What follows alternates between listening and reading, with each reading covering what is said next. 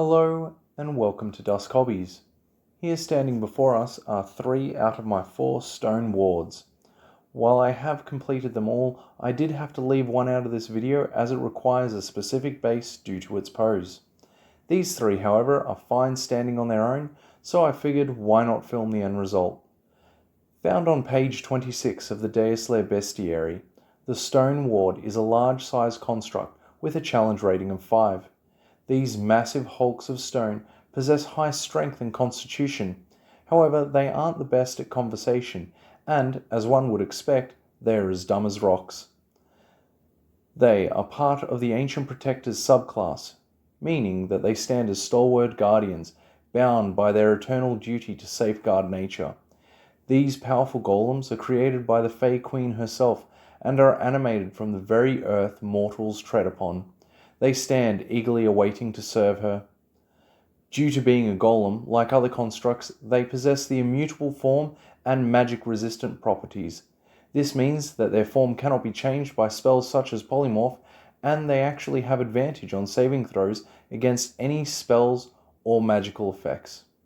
As far as attacks go, they can make 2 slam attacks, each dealing 2d10 plus 5 bludgeoning damage, or make a ranged attack by hurling a rock at their enemies, which deals 4d6 bludgeoning damage.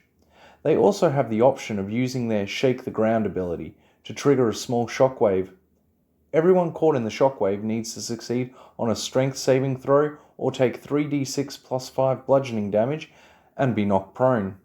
Finally, as a reaction, the stone ward can use its crushing ability. If it is reduced to 30 hit points or less, it can dash at an opponent and crumble into a pile of rocks in an attempt to bury them, dealing 6d6 bludgeoning damage and knocking them prone and immobilizing them.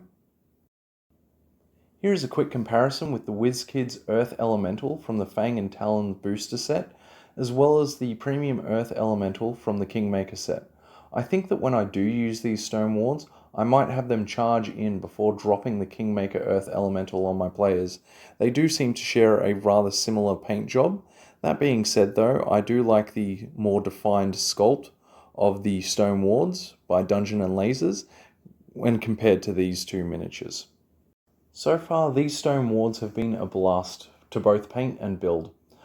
I'm still really surprised by the ease of assembly, due in no small part to the molds themselves, as well as the definition in the sculpts.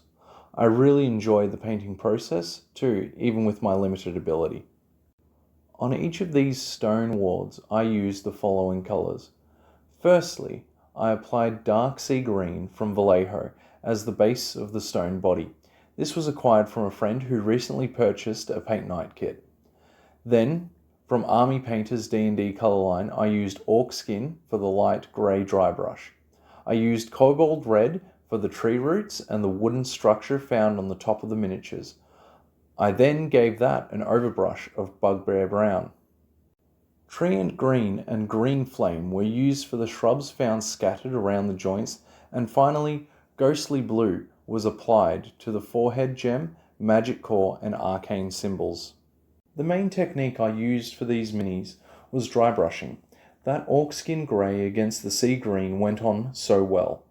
I was really pleased with the way it tied everything together and made the stone details more defined. In the end, to seal everything, I used a matte top coat. I even went back and applied it to the one which already had the gloss top coat. This took down that plastic sheen, however it is still noticeable when the light hits it at certain angles. I must say, looking at these 3 minis next to each other, I honestly believe that I can see a noticeable improvement. The dry brushing seems more natural on my second and third attempt, and the lighter green on the foliage seems more distinct when compared to the first time I attempted it. As previously stated, I do enjoy using elementals and construct type enemies against my players, and I have to say that after putting in the time and effort, I'm looking forward to letting these guys loose when we start our Deuslair campaign. Anyway, that's enough for me. I have to get back to the painting table and start my next miniature. Once again, thank you for watching.